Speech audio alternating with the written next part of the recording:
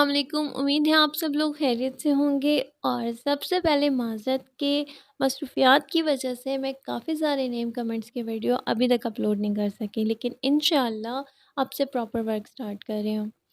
तो आज का नेम है अस्का। अस्का बहुत ही खूबसूरत नेम है और ये मुस्लिम गर्ल नेम है, अरेबिक नेम है।